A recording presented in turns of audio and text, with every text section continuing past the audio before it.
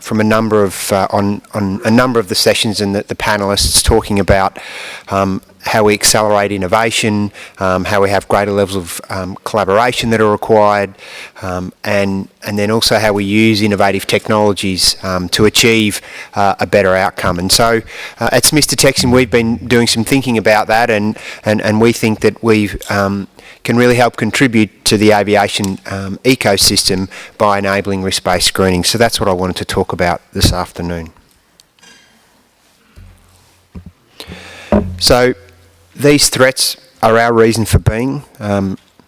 It's what AVSEC screening processes are designed to remove from the aviation network. Each year, regulators and airports spend hundreds, if not billions of dollars of investment maintaining the network for everyone. And this raises questions that, how do the airlines, the airports and the regulators get more from their investment?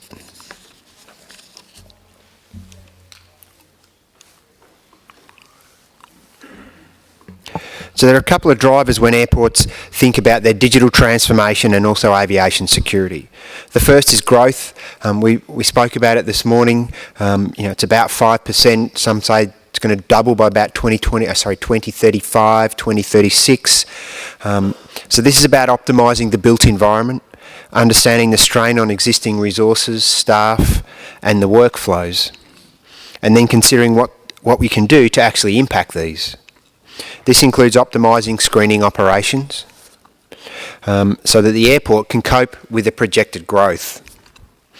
And the second is regulation.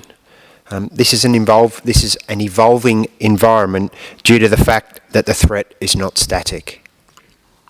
Regulation needs to address this evolving threat, which is causing airports to make changes to their screening solutions.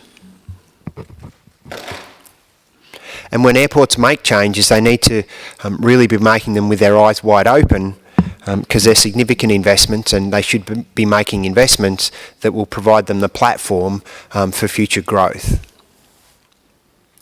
As many of you would appreciate, because you're potentially living parts of that experience, digital transformation priorities are centred around improving operational performance and improving the passenger experience.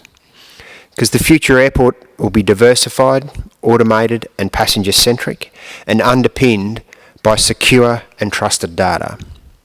There's an acknowledged shift in the passenger expectations, with the ground experience becoming an increasingly important part of the passenger journey.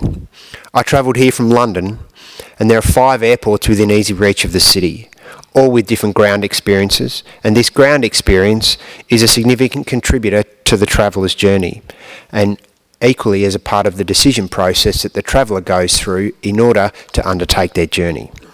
And so I talk about those things as a part of the backdrop for the discussion that follows next. So today's discussion will see how we can support a safer and more efficient network, while delivering a better passenger experience to benefit the entire aviation ecosystem and all the stakeholders within it. So why now? Why do we want to talk about risk-based screening now?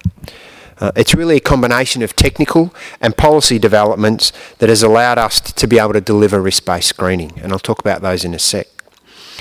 But importantly, August last year, I've already spoke about it this morning, but Amendment 15 of Annex 17 allowed and proposed the recommended implementation of innovative processes and procedures to allow operational differentiation of screening and security controls.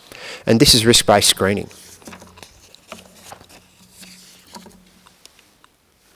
There's been a number of things that have been happening in parallel which have really coalesced that allow us to be able to think about risk-based screening in quite a different way than we did even 5 years ago. The first is the use and increasing use of automated tray return systems or ASLs if you're from the TSA. These systems were first deployed by Smiths back in 2007 to London, Heathrow Airport. The second was that in 2011, the TSA introduced pre-check, which is a form of risk-based screening. This allowed the TSA to be able to identify those that they knew were low risk and receive a different form of treatment, and those that represented the greatest risk became selectees in the process to ensure that the operators were able to spend the most time with the people they knew least about. So risk-based screening as a policy objective and an implementation activity is not new, but there's been changes in technology that have allowed us to be able to deliver this to a larger part of the market. The third thing is really a focus on the passenger journey and the increasing use of biometrics. So we had Charles de Gaulle Airport was one of the early adopters back in 2010 using fingerprint scanning. But then there's been increasing pace and adoption of of facial recognition capabilities, where we now see over 200 airports having put in place some form of biometric capability at one of the touch points along the passenger journey.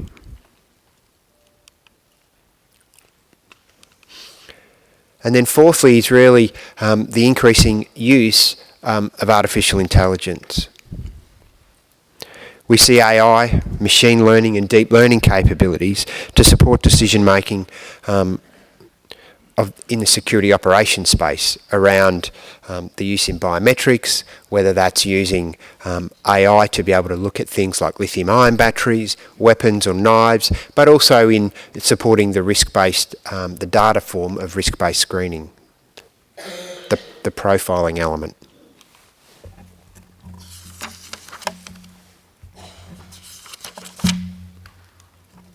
So it's really these four things that that have coalesced that really allow us to then be able to deliver a capability in quite a different way, and allows us to be able to deliver risk-based screening to the aviation network.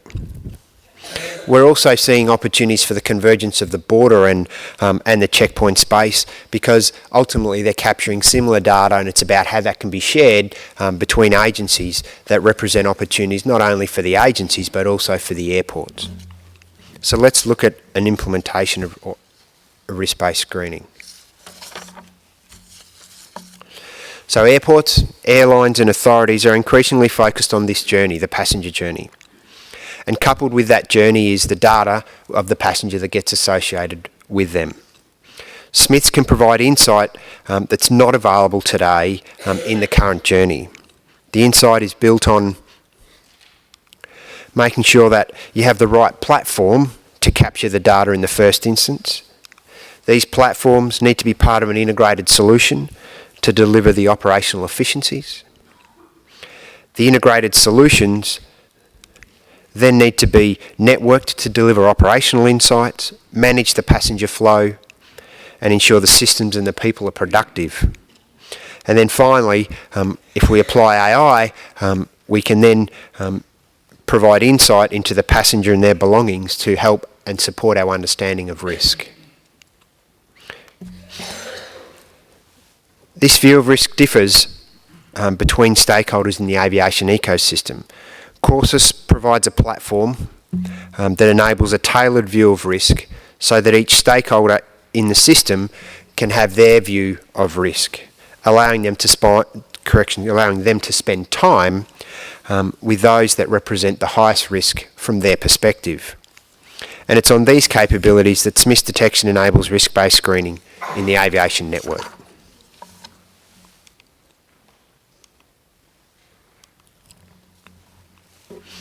So Smith's vision for risk-based screening is to enable airports and authorities to spend the most time with the passengers they know least about or represent the highest risk, while ensuring a smoother experience for the passengers that they know most about and represent low risk.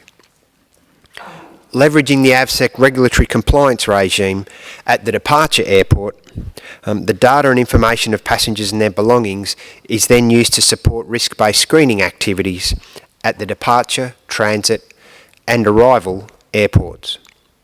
This provides security and operational benefits to the airlines, the airports and the controlling authorities across the network.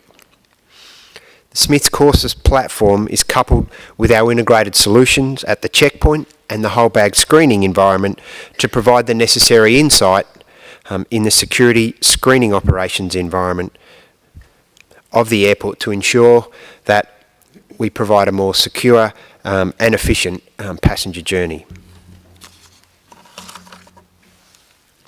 So if we think about risk-based screening at the departure airport, the passenger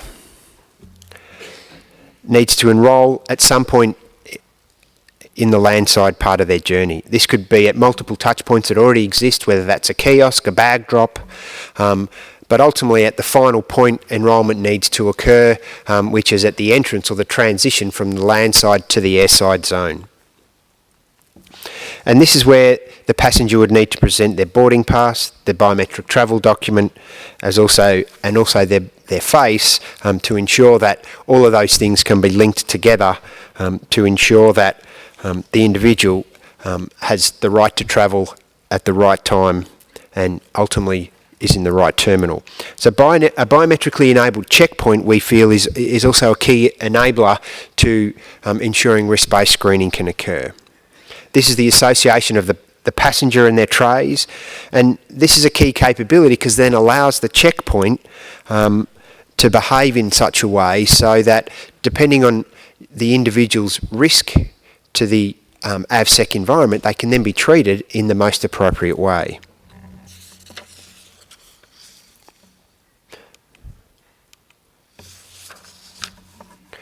And so we can then fuse information from third parties, so we take things like the API and things from Watchlist to make sure that we provide this database risk assessment to then generate the right a risk score that then ensures we then allocate the right workflow or pathway to the passenger. And then that means what we can then do is we then can apply things like different algorithms to the screening devices and flexing that passenger workflow to ensure that they get the right level of treatment through the various inspection stations in the checkpoint. And for those in the low risk baseline, they get an opportunity to have an improved passenger experience and the airport benefits through improved flow. As a passenger moves through the screening process, we then start to understand more about that passenger, which we then start to then add in to ensure the risk profile remains relevant, to ensure that at the time the person actually gets on the gate, we're taking all the information that's available and then making the best decision we have around is that person safe to fly from the information that we understand. The AVSEC view is very targeted to keeping air travel safe. So a weapon in the hold of an aircraft doesn't represent risk to the AVSEC mission. However, the illegal trafficking and movement of firearms is a concern to many customs authorities around the globe. So the customs risk lens is to ensure that passengers with these weapons would be identified and then treated appropriately at the arrival or by the arrival customs authorities.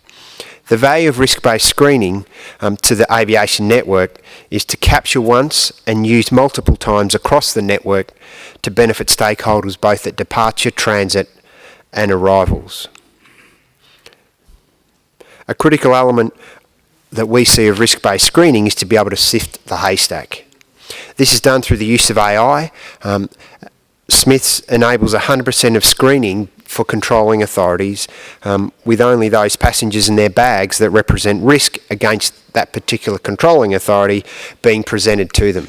So if I was travelling as a flight from London to Montreal, then CBSA doesn't need to see for the 500 passengers on the flight all of the images associated with those passengers. We use AI to sift the haystack to present the images that represent risk against CBSA's risk view of their lens of risk.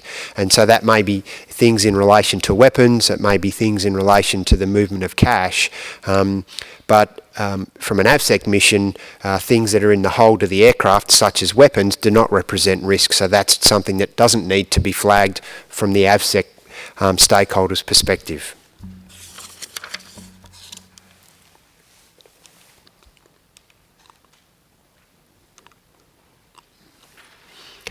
And so once you've had this capture activity, we can then use the data and make it available in transit. This ensures the passenger flow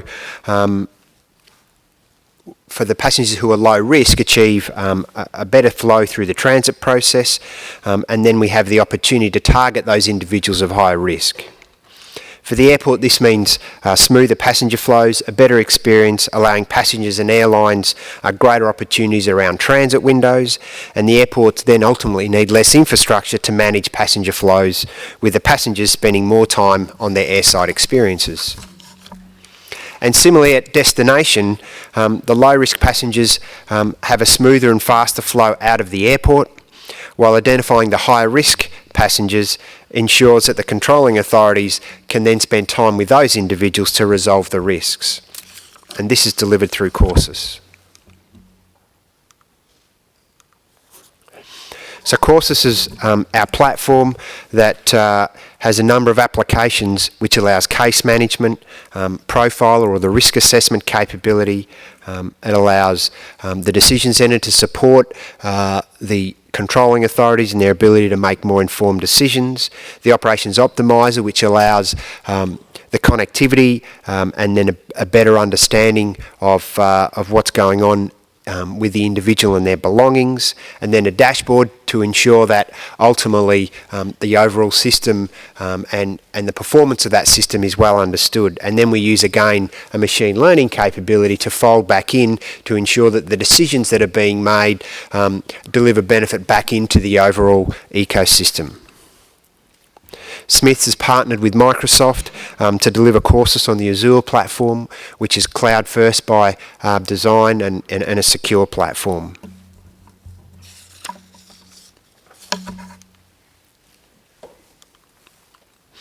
So airports are working to seek the right balance between security effectiveness, passenger experience and operational efficiency. We see benefits in courses and the delivery of risk-based screening of being able to centralise last point of departure and more stringent measure requirements back into central screening for efficiency and compliance.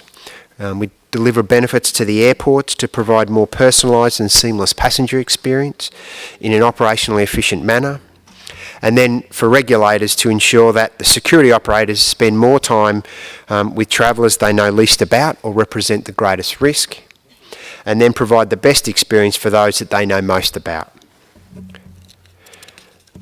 Risk-based screening allows the system to flex and respond to dynamic threats to be able to increase or streamline screening operations by an individual, by flight or destination.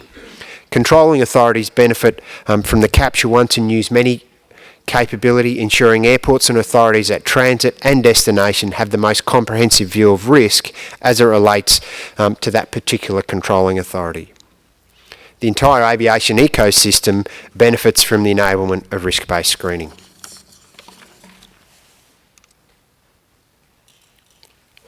Thanks for listening. I look forward to supporting industry on delivering risk-based screening.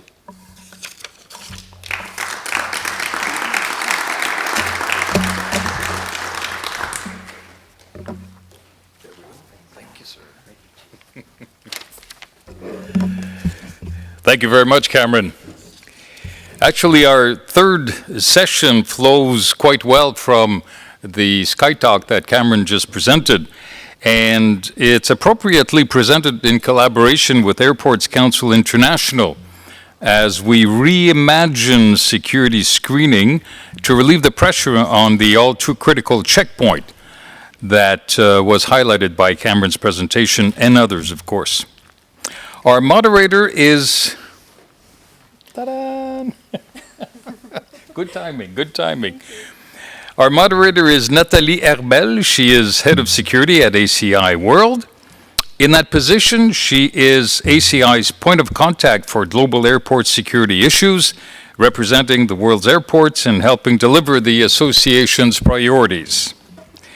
Prior to this role, Nathalie helped coordinate the airline industry's security and facilitation positions for IATA at the global level in Montreal and within Asia Pacific in Singapore. She has also worked for the Association of European Airlines, Air France, the European Commission, and the Spanish Airport Authority. So, Nathalie, we're very much looking forward to the discussion of your excellent panel. Thank you.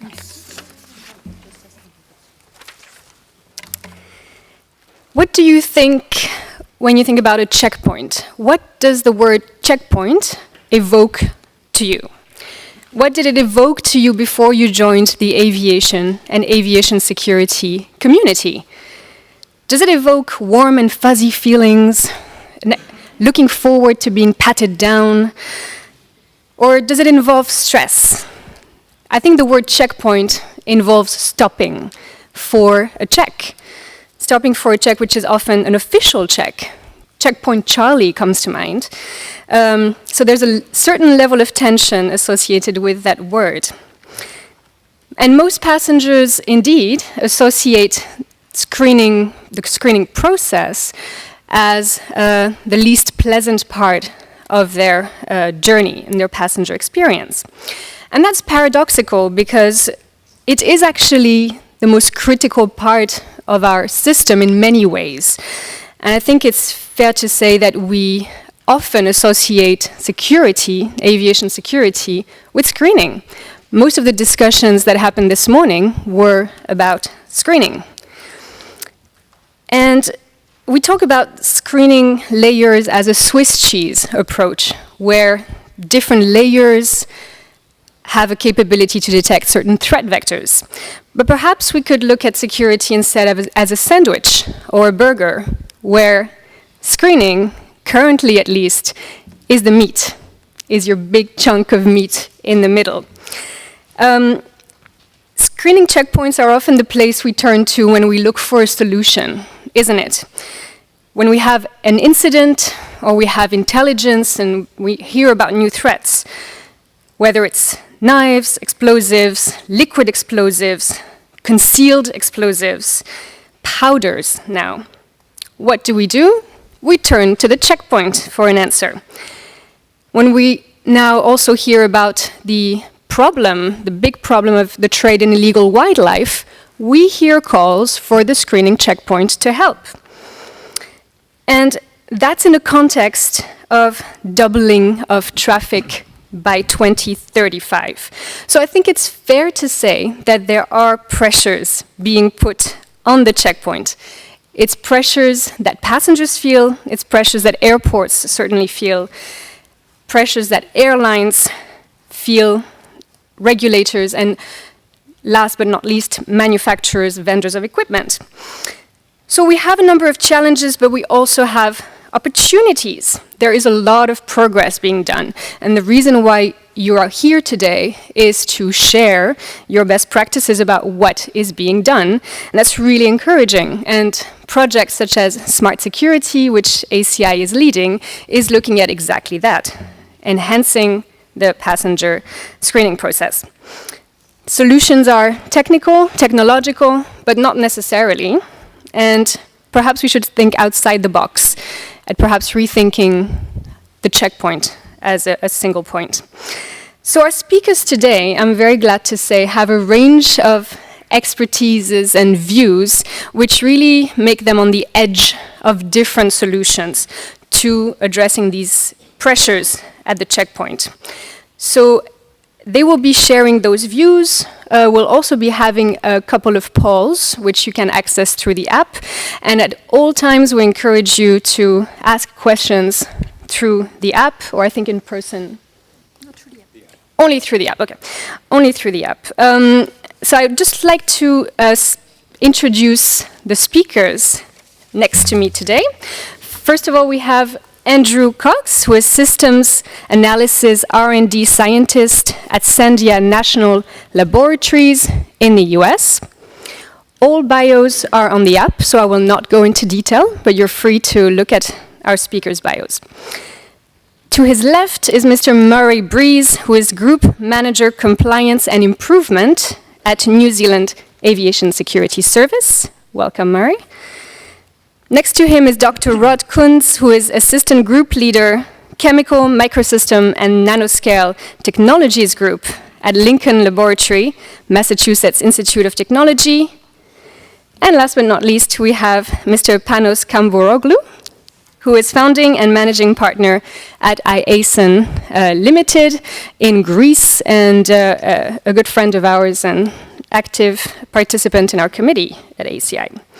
So if I can start with you, Andrew.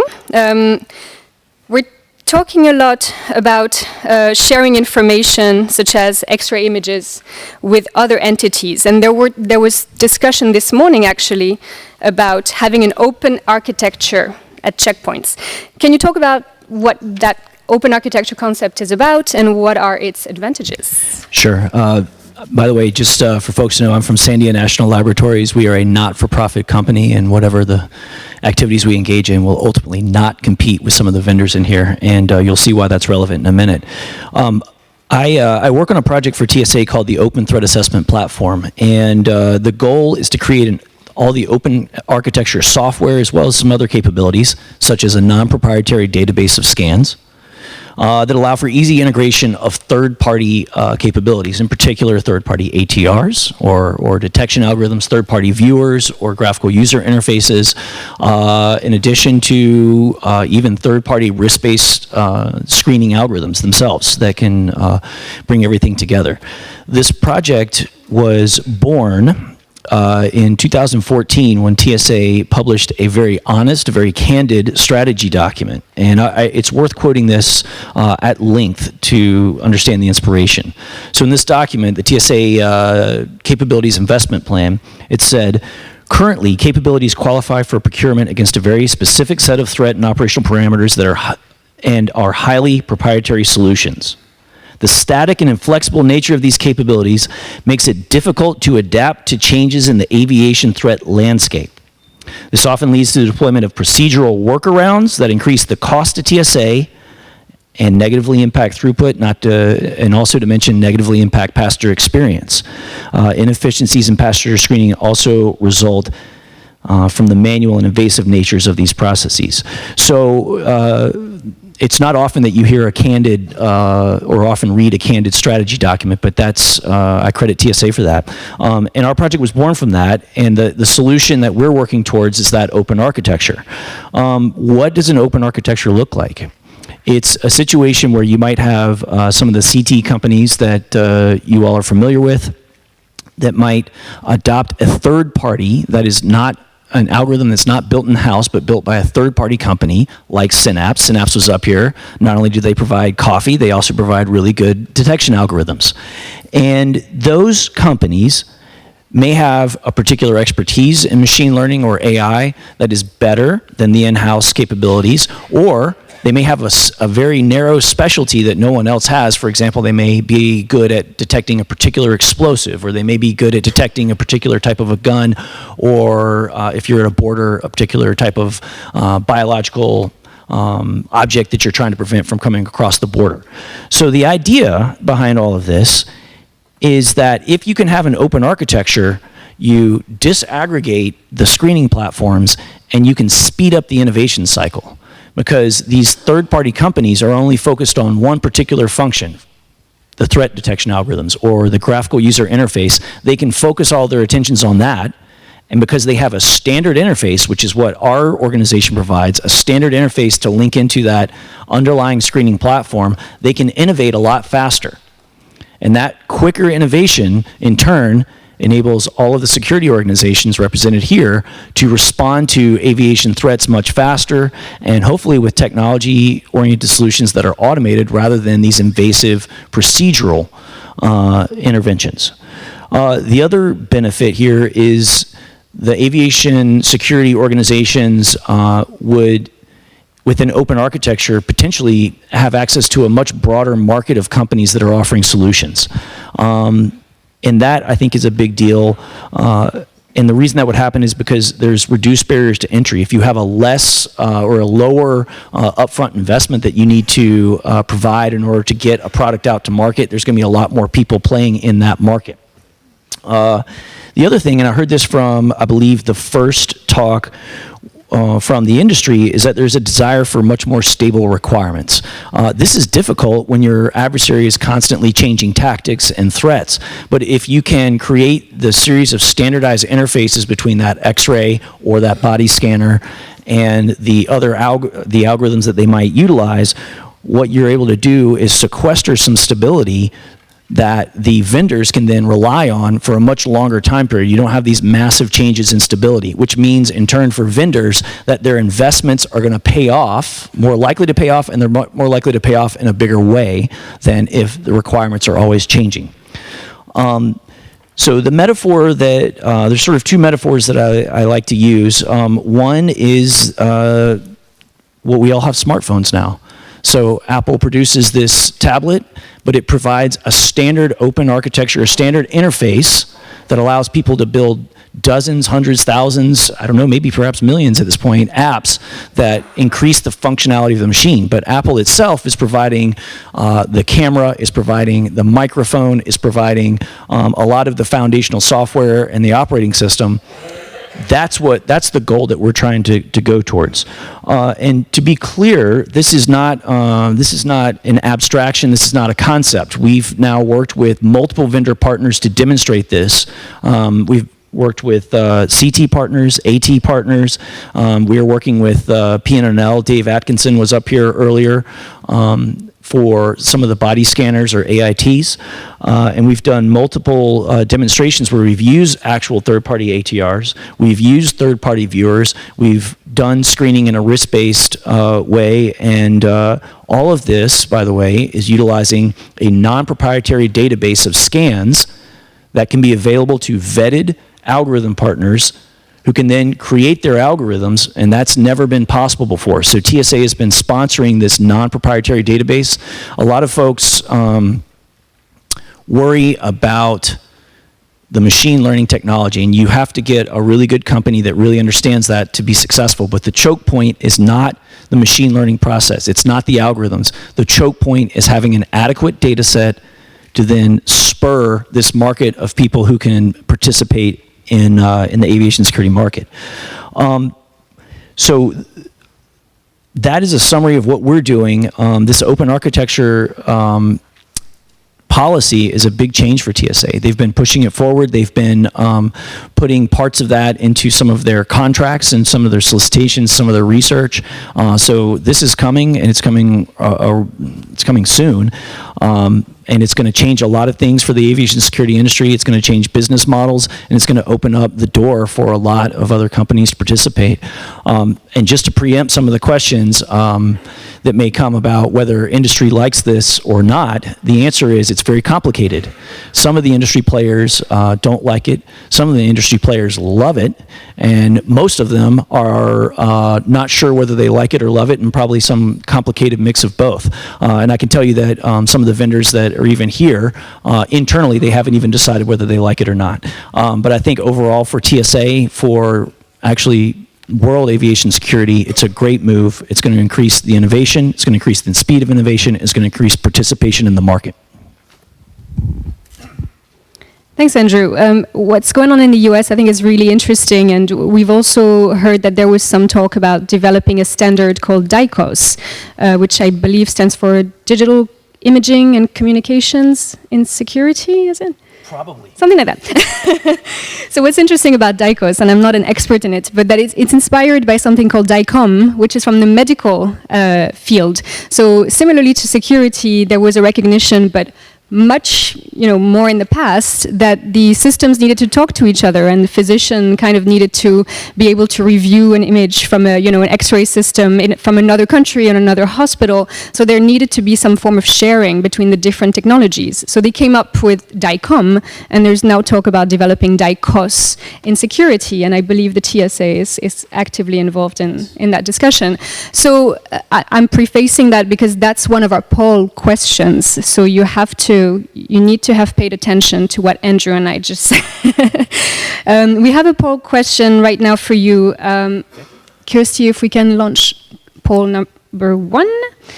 So what do you think is the biggest obstacle to to this DICOS sort of sharing of information and imaging standard and open architecture at checkpoints. What stands in the way of it becoming more widely adopted or at least more widely supported? Is it regulatory? Is it cost? Is it market competition? Okay, you get it. Splits. Is it technical? Or is it cybersecurity that's standing in the way? So I'll let you answer that while I turn to Murray next. Murray, that's the clicker for you. So Murray and AFSEC New Zealand generally is also on the edge, but on something that is related and a little bit different perhaps. And I'd like to turn your attention to the issue of networking of images. So Murray, we know that New Zealand is looking at networking of images and how that can help optimize resources at the smaller airports and streamline perhaps border control checks. So what are the lessons that New Zealand has learned so far on this? And do you think we will see networking of images at more airports in the future? Thank you, Nathalie. First, just for a little bit of context for a lot of people who won't know much about us, we're actually a government agency similar to the TSA, and we provide screening and other security services in our private airports in New Zealand. So the relationship between the airports and ourselves is a bit different to that some of you will have.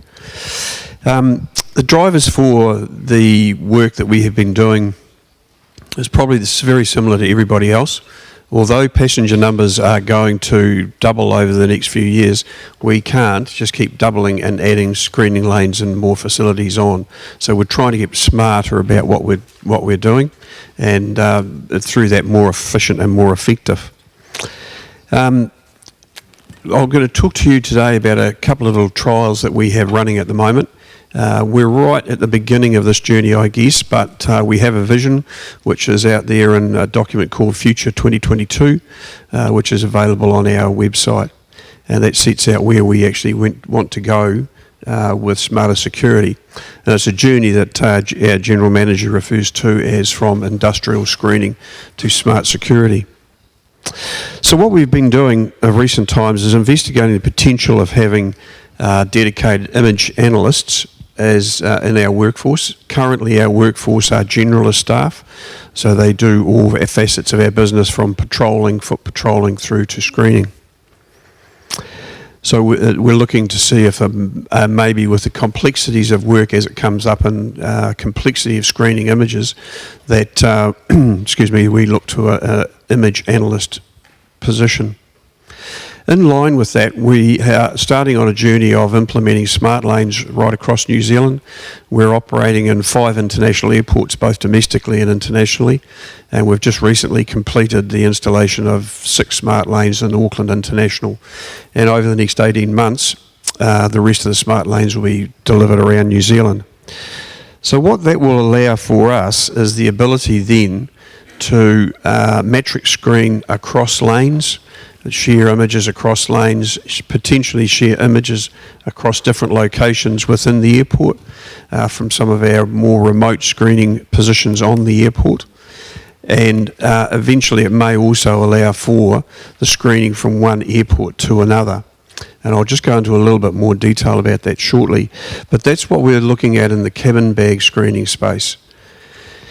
In the whole baggage screening space, we have recently completed a proof of concept trial where we shared images between one of our stations in Dunedin and the main station, which is in Auckland. It's roughly 1,200 miles apart. So the images were shared effectively between those 2 airports, and although it is very early days and there's a lot more trying to go on, that potential now exists, which would help us manage workflows. It would also help us in a disaster recovery situation as well, where images could be transferred from one station to another to take off the loads. What we did identify out of that particular piece of work was that our existing wide area network, or WAN, would not be sufficient for that dedicated piece of work, and we would need to invest in developing our WAN infrastructure more. One of the other purposes of the test was actually to see whether the New Zealand infrastructure would stand up to that type of test, and thankfully it did. Dunedin is quite remote from Auckland, and arguably the internet speeds could be lower down there.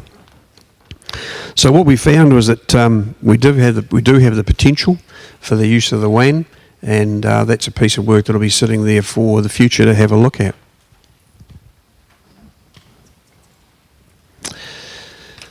So another area of strong interest to us is risk-based differential screening, and that presentation we just saw from Cameron was really interesting for us. We would like to think that we should be able to apply different standards of screening to different sets of passengers, based obviously on intelligence, information, business information from other sources, from our own linked systems, AIT, cabin bag screening and HBS screening, along with passenger information and behavioural detection officers. We recently started running a behavioural detection officer program, and that will be, that's in Auckland at the moment, but at some point will go wider out across New Zealand. We tend to currently apply a middle of the road or a one-size-fits-all approach, like I guess most of us do, to most of our passengers. And we really don't know too much about those people who come towards us at a screening point. We get a short period of time at the screening point, identify whether they're a good person or a bad person, and we just apply a screening process to them.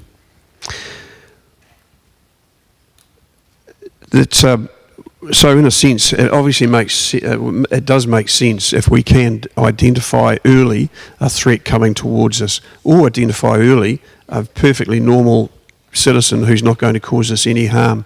And I believe that situation probably starts back at the person's home, where they do their initial check-in, and from there on in there'll be a series of steps, not necessarily checks, but certainly steps in a process, where by the time they actually end up at what would be loosely termed a screening point, there's been a large number of background checks and affirmations of the person's character already taken place.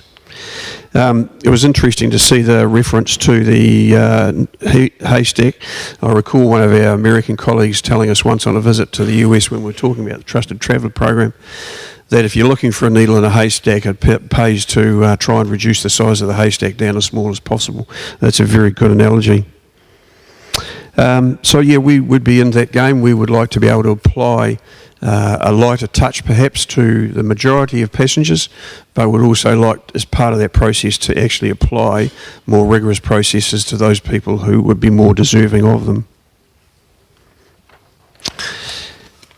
In terms of sharing of images, there has been several conversations in New Zealand between ourselves and through border agencies in relation to sharing of images with like-minded states for the purposes of border clearance. They haven't actually come to fruition at this point, although there was some strong discussions. That would be something that we would be prepared to become involved in, should the regulatory and legal issues that arise between swapping of images in the New Zealand under New Zealand legislation could be cleared away.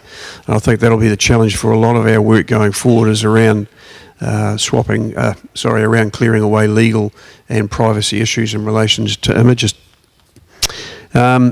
What we did learn out of that, the preliminary look at it, would that be more likely that instead of sending images, we should actually just send the raw data, so that the images or that raw data can then be interrogated by the use of other algorithms at the other end. But then again, the question that also comes into it, we are taking those images for one particular purpose. The receiving state would have to ensure that they were only used for those purposes when they arrive. So that's where we are, Nathalie. I hope that's given a bit of a roundup as to where we are. It's broadly in alignment with what we have been hearing today, which is encouraging to hear. Thank you, Murray. So moving back to the checkpoint itself, and if I can turn to Rod for a question. So today's passenger checkpoints are focusing still on detecting metal objects in many ways.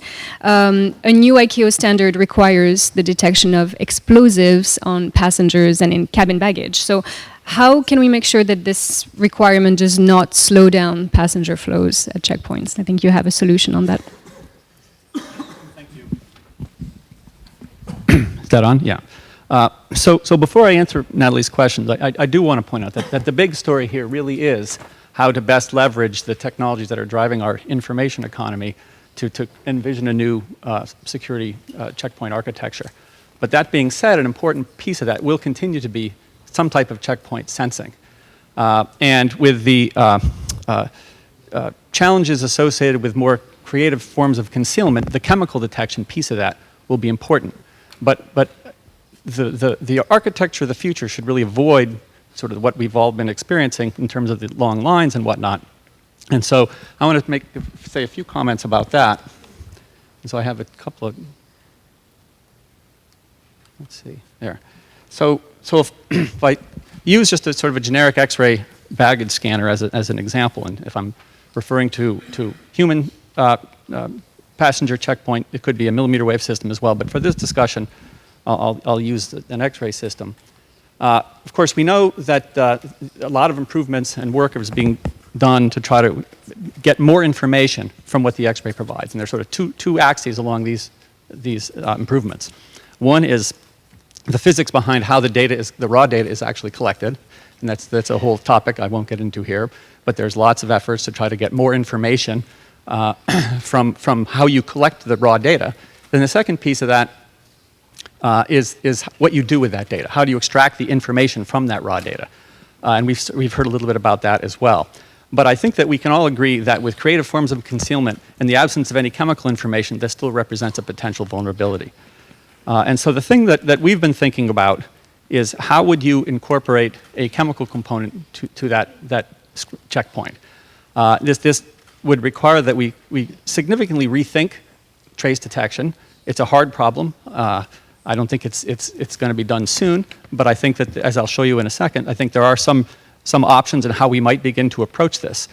But it certainly would require much faster means of trace detection than we've done currently, and much lower false alarm rates if we're going to be elevating that to the primary screening flow.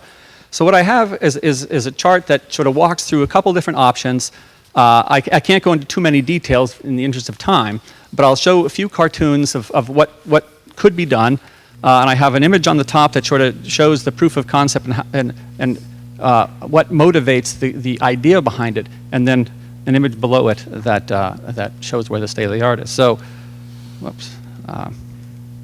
So the first thing to do would be to sort of leverage what we're currently doing, right? And so in the United States, at least, trace detection is used as a form of secondary screening. It involves a lot of manual intervention, physically touching the object, transferring a sample into the instrument. There are other ways of transferring that sample without touching the item that's being screened. And I've shown a little cartoon from a patent that a university in the United States filed, and there's other ways to do this where you're actually using air to just remove the sample from the surface, and you can then transfer that, and you can manipulate the sample as it's carried in the air and introduce it into an instrument. And there are folks in the US that are looking at this. If that's still not fast enough, or has other limitations, there's other ways to analyze that sample once it's removed with some type of an air jet. And in fact, the body of knowledge to leverage is what people are doing to understand air pollution. So for example, there's a generation of instruments that actually look at particulates that are in the air that we breathe.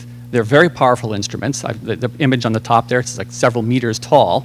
But the idea behind it actually is quite interesting. And the idea is that you're doing chemical analysis on every single particulate that's drawn into the instrument through an airstream.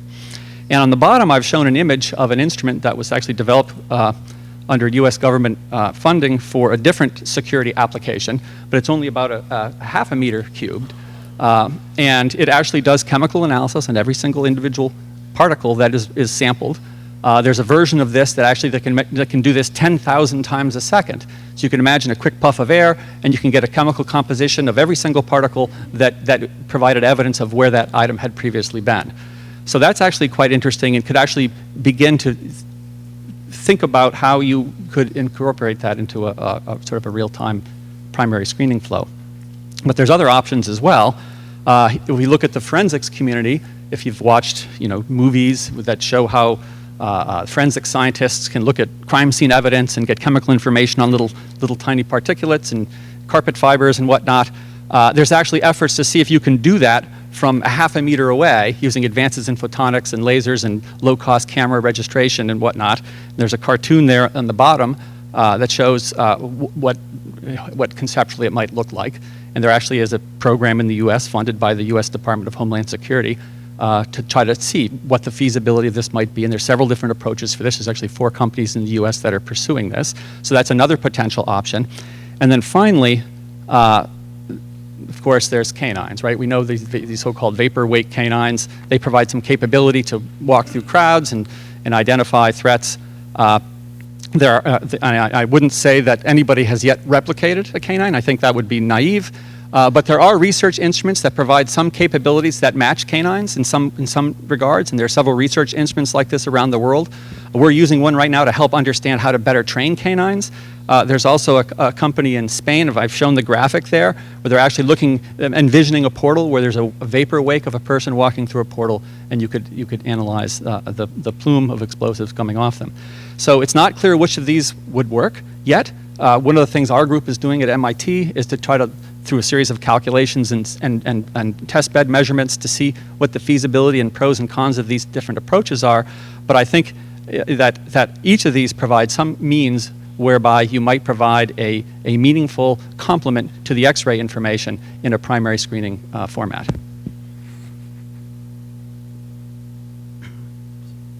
So I don't know if you have a follow-up question or? That's great. Okay.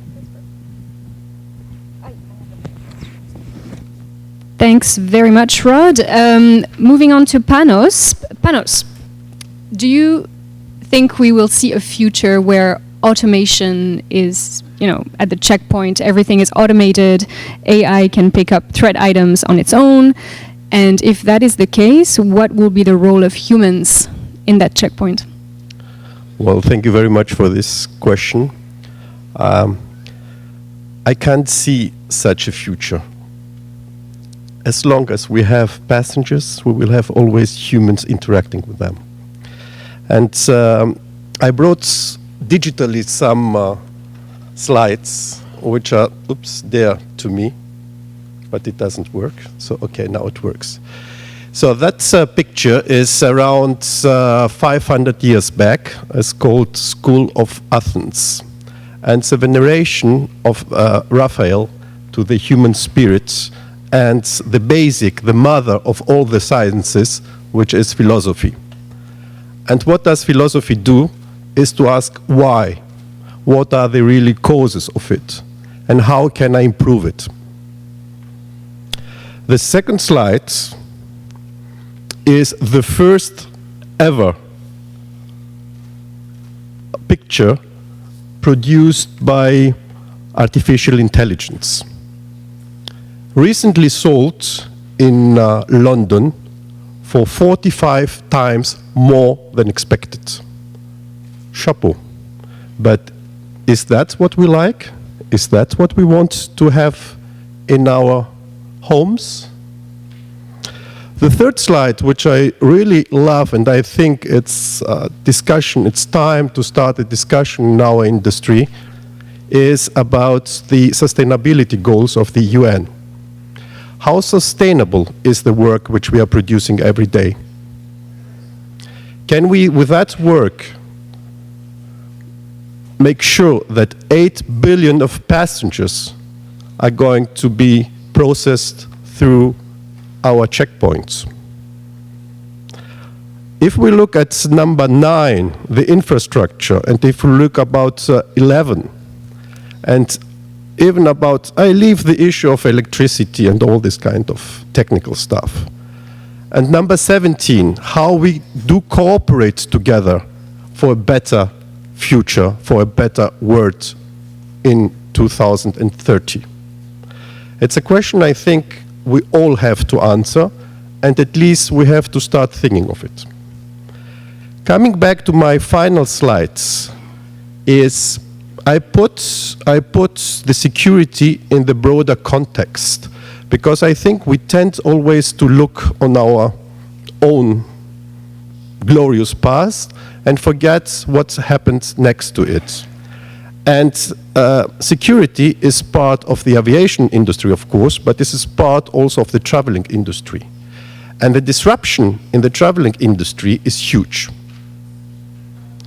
We live already in fully transparent worlds where everybody wants to have his pictures all over the world and everybody wants to knock and make likes and things like that. So I think that will have a lot of impact also on the security and on our way of doing things. I said yesterday I passed through Switzerland. Okay, it was Sunday, but it took me less than 30 seconds for passport check. So how much would I stay for our security checks? So people will realize and will put also answers on us. There are two major things. Well, there are a lot of disruptors on this picture. The first of all is that we lack infrastructure. There are some estimation that around 3.3 trillions of US is missing for the infrastructure humanity needs today. There is also an issue of human capital. We are not finding a lot of people serving our industry. It started now. Imagine how it will be in 10 years' time of today. So the way how we are doing things together is not sophisticated enough to attract people to do that job. I'm quite sure that they will not be sophisticated enough to attract artificial intelligence, but that is another thing. So there are two enablers in this slide which I really love. The first one is the global governance. So I think ICAO is, and also the industry here, is in the front seat in order to sit together and make a memorandum of understanding on how security 2030 will be like. Because without that, nobody's going to work on it, nobody's going to invest on it. So what is the security we want to have 2030 in order also to cope with the growth of passengers and the growth of disruption and the willingness also of the passengers? That is an answer which we need to give. The second thing, and I'm also pleading a lot about it, is don't forget humanity and don't forget the human capital. Because in our industry, we tend to think a lot about innovation, technology, and things like that. But without the humans, without the people interfacing, interacting, and also writing the codexes for it, it will not work. So we should not forget investing in people, investing in their capabilities, and once we know what we want to have in 2030, then we can also start smart enough to invest in their capabilities, because for the time being, we don't know what we want.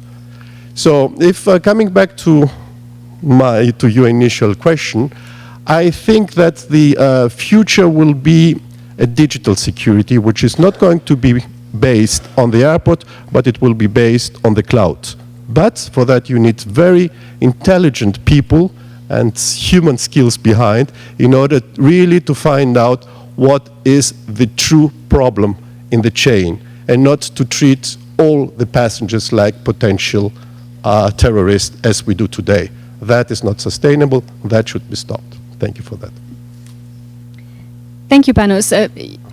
So you talk about a future where security screening is happening in the cloud and it's sort of all decentralized.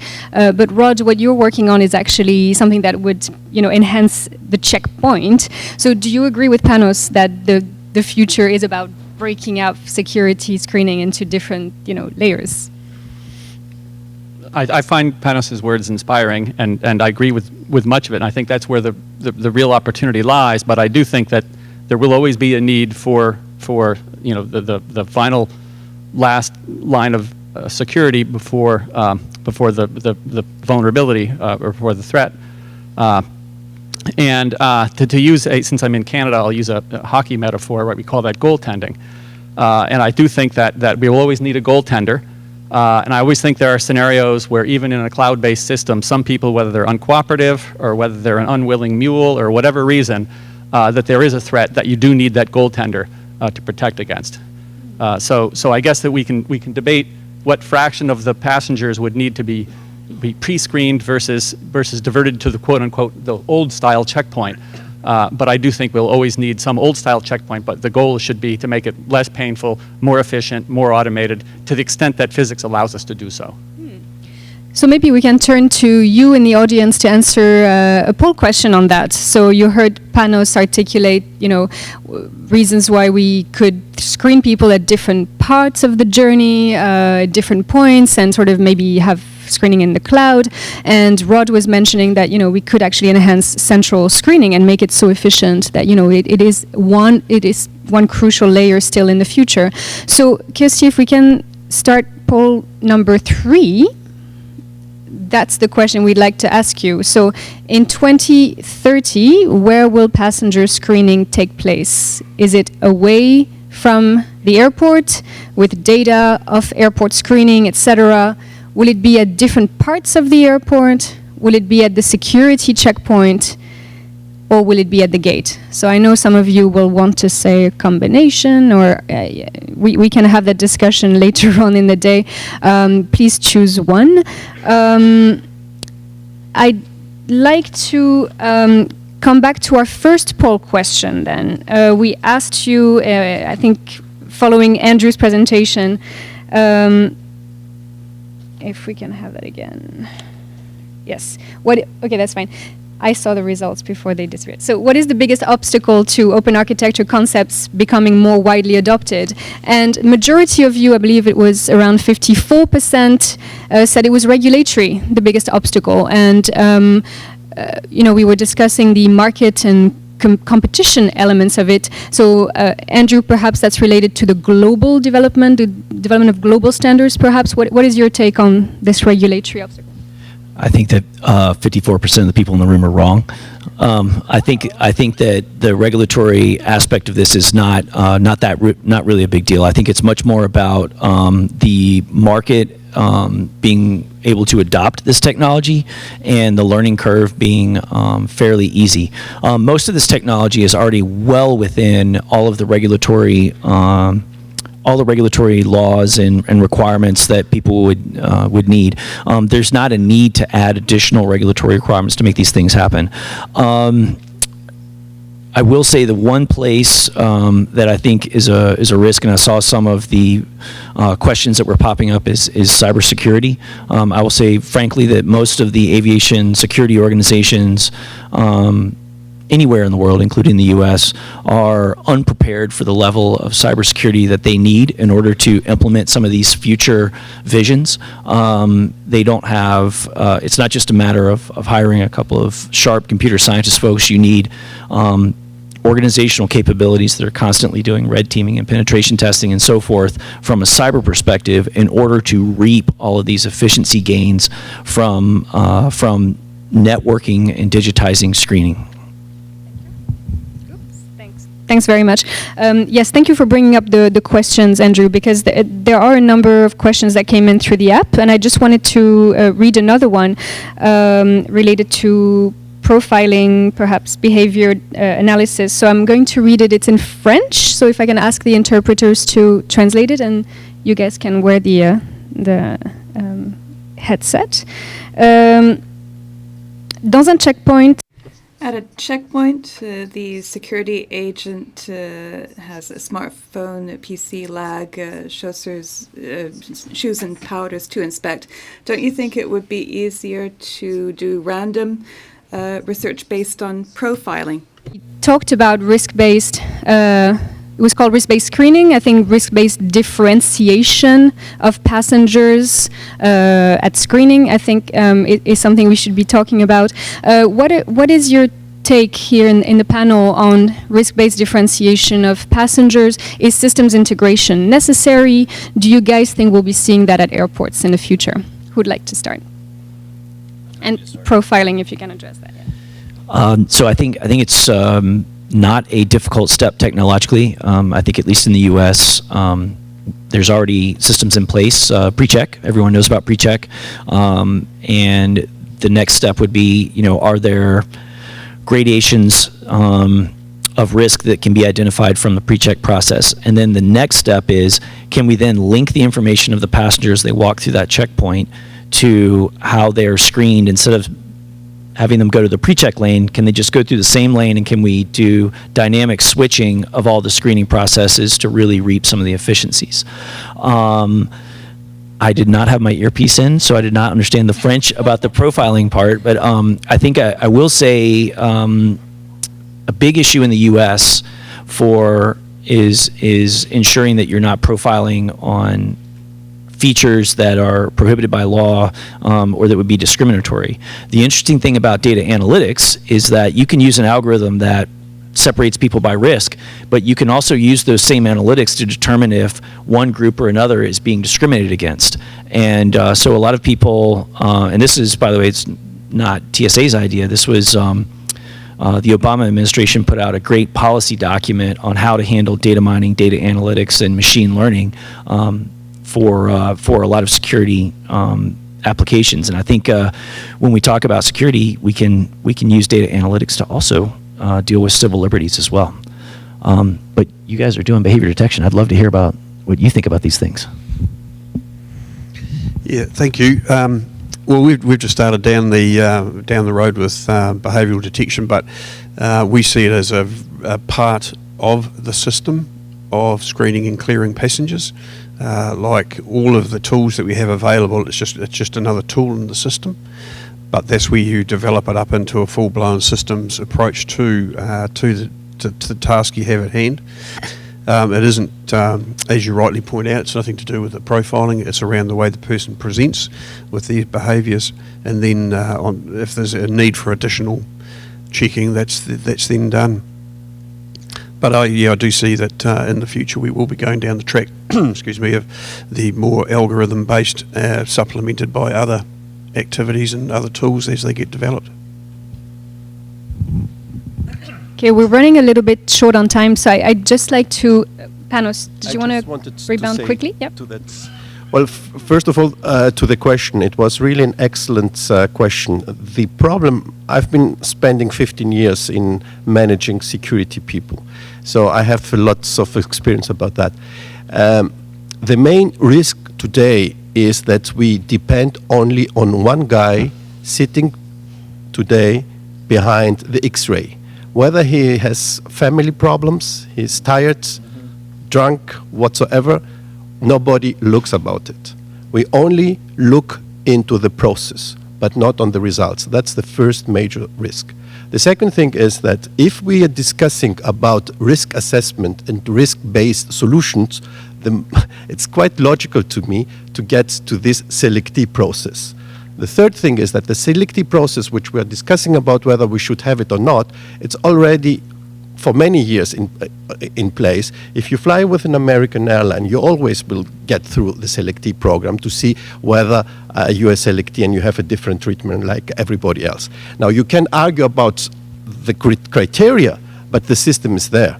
So we should, at least today in our discussion, be more open-minded and not to be just behind cliches. It does not help anymore. Thanks for that. So if we can come back to the poll question, the last one we asked you, in 2030, where will passenger screening take place?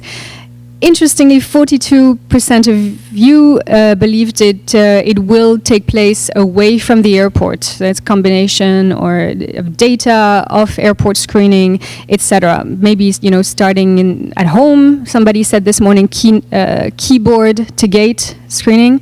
Maybe in the taxi, etc. So I think that's a really interesting concept to explore, and we are actually thinking about that at ACI. So. Just to wrap up the panel, we heard some that some really great things are going on, and I think that's really positive.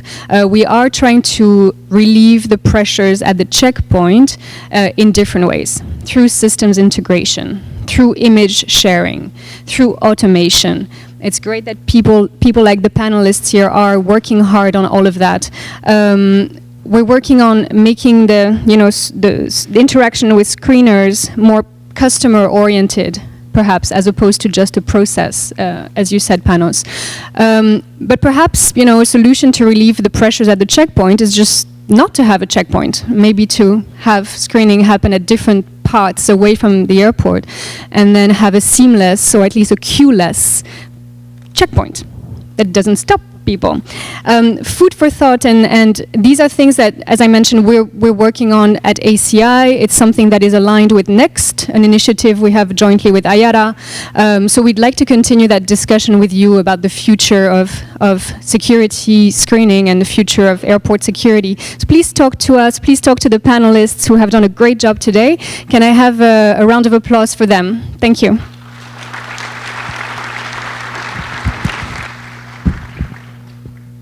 And again, a nice round of applause for Nathalie, our moderator. Merci.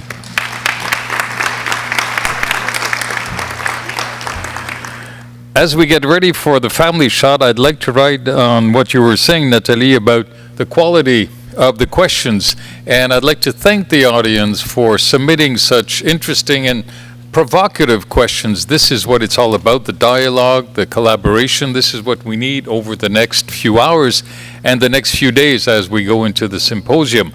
And we can pursue the discussion, of course, at the coffee breaks, the lunch breaks, and so on. So thank you again, all of you, for sending in those questions. And the polls, of course, are very revealing as well. So thank you.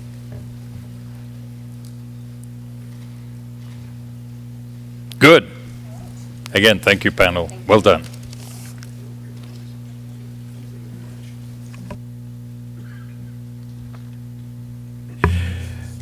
Okay, just before coffee break, we have our SkyTalk number 4, presented by Huayu Li. She is the General Manager of NUCTEC, America and Oceania. Ah, there she is. After you. Thank you very much. Yes, okay. Just on the right button. Okay. Yeah, and this is go back. This is Okay. go forward. Okay, good. Thank you.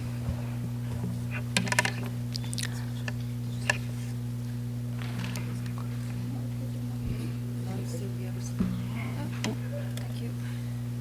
It will come up now. Okay. Just a second.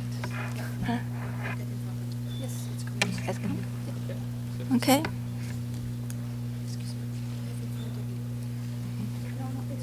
Okay. Okay. Good afternoon, ladies and gentlemen. I'm Huayu Li from NUCTEC. And my presentation today will be in 3 parts. First, I'll start with a very brief introduction of NUCTEC.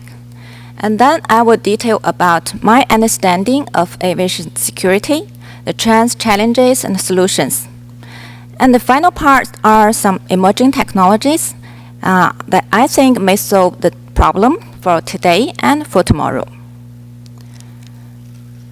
NUCTEC is a young company. We started in 1997 and 21 years old now. We focus on security inspection technologies for civil aviation, customs, and transportation, logistics, and so on. And we grow very fast. Last year, our revenue is up to $785 million US, with a notable annual growth rate about 16% in last 5 years, and all by organic growth. NUCTEC is a Chinese company, but we operate globally with more than 20 subsidiaries worldwide and 4 manufacturing facilities in China, Europe, and South America. With our global networks, we provide services in 150 countries, 24 hours by 7 days availability. From the latest IHS marketing research, NUCTEC ranked number 1 in world cargo inspection And number 3 in explosives, weapons, and contraband detection market. Well, trends, challenges, and solutions. Aviation security consists of 3 layers: aircraft, airport, and airspace. Well, we only focus on the first 2. And aircraft security usually covers the inspection of checked baggage, cabin baggage, passengers, and air cargo. And the current practice in many countries for checked baggage inspection is this 5-level screening. The first is AT scanning, which use multi-view scanners. And the second is the workstation for AT scannings, where operators can analyze the suspicious images. And this, if the operator cannot decide, the baggage goes to the 3rd level, and that use CT scanners. And the 4th are the workstation for CT scannings. The 5th is the manual check, where the baggage will be opened and checked by secondary inspection equipment. While the challenges is the explosive detection capability of AT scanning is not satisfactory, and the false alarm rate is also very high. So as the high-speed CT scannings were developed, the airports start to use high-speed CT scanner to replace AT scanner at the 1st level, because CT scanner has much better explosive detection capability and much lower false alarm rate. And most important, it is with expandable algorithm to face future threats. And the solution can also integrate the bins with RFID, so that the baggage loss rate and the transportation and baggage sorting rate will be reduced. Well, NUCTEC offerings for checked baggage inspection covers a variety of products, like our CT scanners, which can comply with the highest explosive detection standards, and with multiple tunnel size and multiple conveyor speeds to meet particular needs from each airport. And we also have the conventional X-ray scanners, dual view, multi-view, single tunnel, or dual tunnel. Compared with the checked baggage inspection, passengers have more complaints on checkpoint inspection. So many divestment, laptop, liquid, shoes, belt, watches, and sometimes with additional security measures like intrusive search. So the whole process is low efficient, less effective, and with poor passenger experiences. But NUCTEC cabin CT has every advantage to replace the current conventional or AT scanner. It can generate high-resolution 2D images and 3D images in real time. The 3D image is better to detect explosives and flammables, while the 2D image has better resolution on wires. And if there's anything suspicious, the operator can also get the sliced image for better examination. And moreover, it can detect explosive automatically without any divestment of electronics and liquids. Well, passenger screening is another important part for checkpoint inspection. A NUCTEC millimeter wave body scanner integrated with shoes metal detector can greatly improve the detection capability and passenger experiences without any physical pat-down. Well, NUCTEC cabin baggage CT millimeter wave body scanner combined with automatic tray return system and other elements constitute this smart solution for checkpoint. And the process is before you entering into security check, you scan your passport, and then you place your baggage in the tray without any divestment. And then you go through the body scanner where your baggage goes to the CT scanner. In the meantime, all your information will be sent to the remote inspection station for analyzing. And then you will be cleared, or you go to the recheck station if anything suspicious. And the suspicious bag goes directly to the recheck station. Well, aircraft security is highly regulated. So each individual government or countries either has its own standards or regulations, or they take use of the best practice of the world.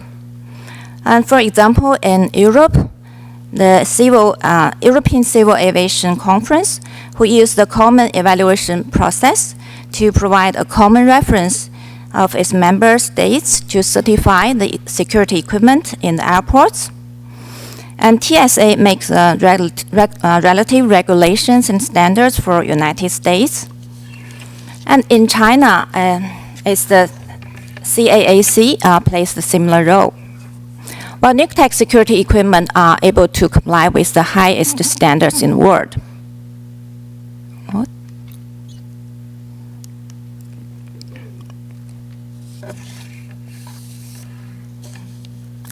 And air cargo. Compared with cabin baggage and checked baggage inspection, security measures taken by air cargo inspection is much less stringent. So terrorists kept trying to take use of air cargo as a means to carry out attacks. For example, in 2010, Yemen, terrorists packed bomb made of PETN, a sort of plastic explosive, within printer cartridge in the cargo of 2 airplanes. And in 2017, Sydney, improvised explosive device hidden in the meat mincer intended to blow up airplane in mid-air. So the 2 incidents revealed similar weaknesses in air cargo inspection. A number of challenges need to be highlighted here. First, air cargo is non-uniform, very cluttered. So explosives and IEDs are hard to detect. And the previous mentioned flaws were only discovered by intelligent sources. So initial inspection by K9 or X-ray screening did not detect the threats. And that raises the concern that the routine method of screening of air cargo is not effective. And secondly, goods shipped by air are always under time pressure. So the big bulk screening is very time consuming and labor intense. So that will affect the flow of commerce. So only a small fraction of air cargo is actually screened by X-ray. And thirdly, it is lack of common standards on regulations pertaining to air cargo security technologies. The current practice for air cargo screening is either risk-based or trust-based, like the account consignor program or known shipper program. So better practice and common standards should be introduced. Well, new tech use different technologies to face those challenges, like our Findex air cargo scanner, which combines the neutron technology and the high energy X-ray technology. Because both have very good penetration, while neutron has better detection on explosives and drugs, while X-ray is good at detect goods by its density. So this combo technology is very suitable for the screening of air cargo in consolidated form. And of course, we also have EDS and conventional X-ray scanner to scan the air cargo, break bulk air cargo. And the ETD can be used as sanctuary inspection. Now it's come to airport security. It usually includes landside security, staff entrance, and good delivery, vehicles entering into the restricted area. But not like aircraft security. Airport security is more about internal affairs. So there's no common standards or regulations. And each airport can take whatever measures they think suitable. It's hard to forget these 2 terrorist attacks. One took place in Brussels Airport in March 2016. Suicide bomb exploded in the departure hall. And 3 months later, similar attacks occurred in the parking area of Istanbul International Airport. And these 2 incidents raise the question, should airport taking be doing more to improve landside security? So to mitigate the emerging threats of airport security, NUCTEC proposed a solution like this. The cost scanner and cargo scanner can be used as perimeter protection of the airport, as this pre-screening method will not result in a big crowds. And the passive terahertz body scanner can work randomly and covertly for passenger screening and insider screening. While ETD liquid scanner and conventional X-ray can work as secondary inspection for suspicious persons. Now the future.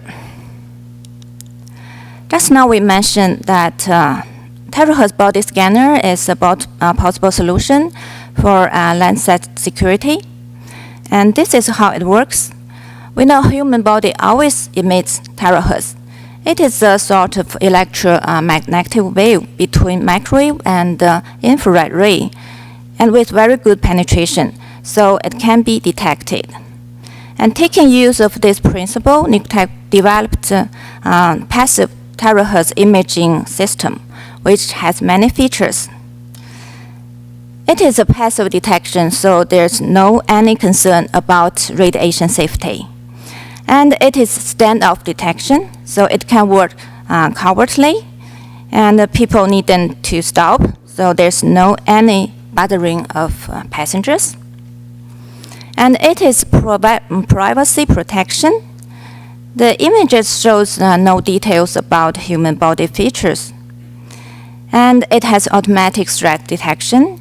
Based on machine learning, it can automatically mark and locate suspicious items and give alarms of a variety of threats like metal, non-metal weapons, IEDs, suicide belts, narcotics.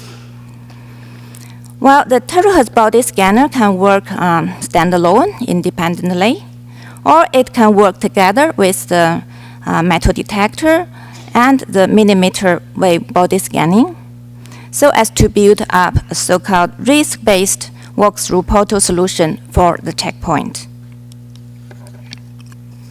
Well, robotics. You must be very familiar with K9, but how about robo-K9? K9 is widely used in civil aviation security, but dogs have many problems and limitations. Like it cannot on duty for a long time, only 3 hours or 2 hours a day. And it is very expensive, needs special training by experienced trainers, and need to be fed well. And it may become sick or even die.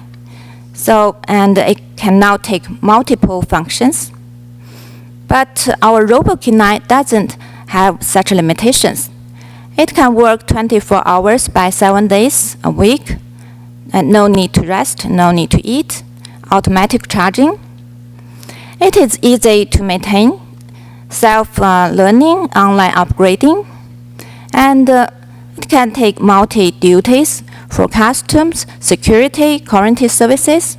With the nose sniffer, it can detect drugs, explosives, and plants.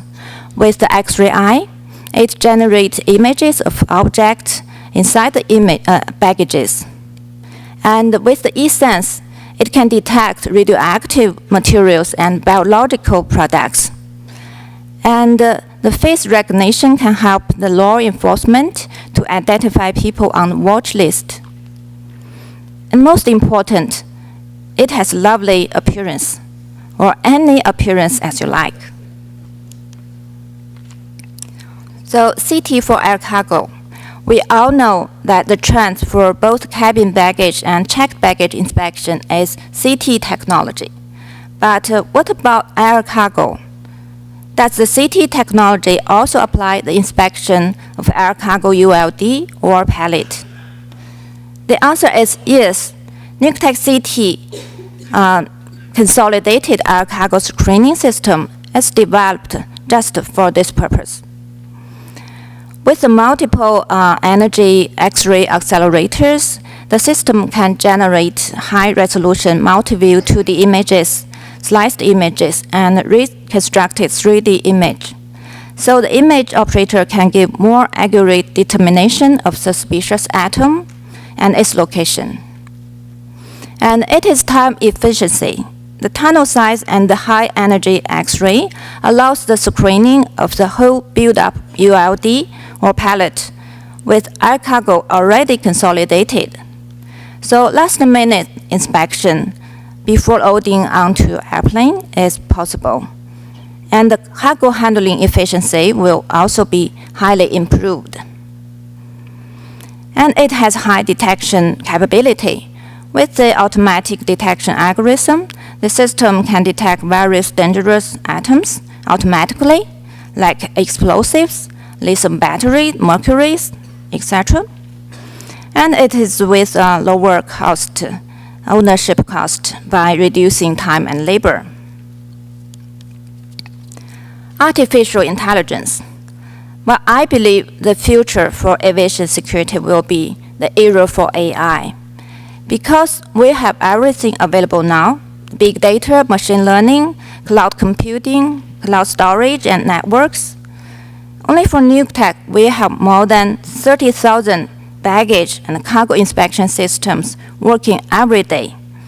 So just imagine how many images have been generated. And nuke tech, we know series of AI inspection systems are developed under these circumstances. It is an add-on smart device, can work in a way of plug and play, and it can be connected with multiple inspection equipment, like cargo scanners, EDS, or even conventional X-rays. And it gives accurate identification of various threats. The result of our intelligent image inspection program shows that the machine can be as good as image operator and much faster. And it gives fantastic image inspection experiences because with the help of AI, the image operator feels to be empowered so it can work much efficiently. And it is an effective way of reducing screening time and facing emerging threats, as machine learning can be much more faster than human and with more potential to involve. And with AI technology to be connected with more and more scanning systems, the vision of 100% screening of people, baggages, and air cargo in fully automated and attended way will not be just in a dream. Well, it comes to the end, and thank you for listening.